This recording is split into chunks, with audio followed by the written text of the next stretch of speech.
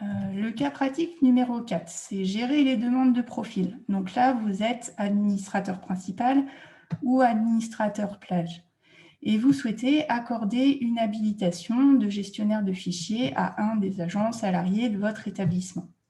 Donc, il y a deux cas de figure. Soit l'utilisateur n'avait pas de compte et ou pas de profil sur le SMS, donc pas de rôle non plus de gestionnaire de fichiers. Et du coup, il a dû passer, lui, par une demande de profil, plus ou moins avec une demande de compte au préalable, avec un rôle dans le domaine tableau de bord. Donc là, vous allez recevoir un mail pour vous informer que sa demande est arrivée et vous allez pouvoir aller la valider en vous connectant à votre compte plage. La deuxième possibilité, c'est que l'utilisateur disposait déjà d'un profil sur le SMS et que vous allez pouvoir aller modifier ses habilitations, toujours en vous connectant à votre compte plage, mais sans que lui n'ait de démarche particulière à faire. Alors, pour vous montrer, avant la formation, j'ai fait une demande de création de profil sur l'ARS.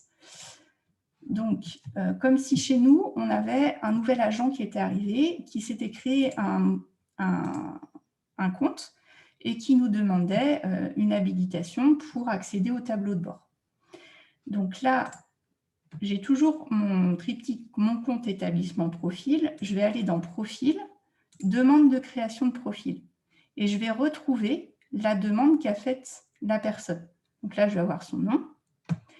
Pour valider cette demande, donc toujours ce petit crayon avec la petite feuille en dessous, je modifie. Donc là, j'ai le nom de la personne, les informations personnelles, et puis les applications qu'il a demandées. Donc là, il a demandé tableau de bord médico-social, et puis moi, j'ai mis un commentaire pour que mes collègues ne valident pas en attendant le début de la formation. Mais il aurait pu dire « Je suis un nouvel agent à l'ARS, je souhaiterais accéder au tableau de bord, merci de me donner les habilitations pour cela. » Donc, en tant qu'administrateur, je vais créer son profil. Donc là, il a un profil créé, mais pour l'instant, il n'a aucun rôle dans aucun domaine. Juste son profil est créé, mais il n'y a aucun rôle d'associé. Donc, ce que je vais faire, c'est que, je peux voir, hein, il n'y a aucune habilitation de mise, je peux lui accorder le rôle qu'il demandait. Donc, c'est rappelé ici, il demandait un rôle sur le tableau de bord. Donc, je vais aller dans « Sélectionner un domaine », tout en bas, « TDBE SMS », et puis je vais pouvoir choisir, voilà, je sais pas si, je vais pouvoir choisir le rôle que je souhaite lui attribuer. Donc là, je veux juste ce qu'il a besoin, c'est juste d'accéder aux données et de pouvoir les visualiser. Donc, je lui donne un rôle de lecteur et j'enregistre. Et donc là, il a dû, voilà, il se retrouve avec un rôle de lecteur dans le domaine tableau de bord.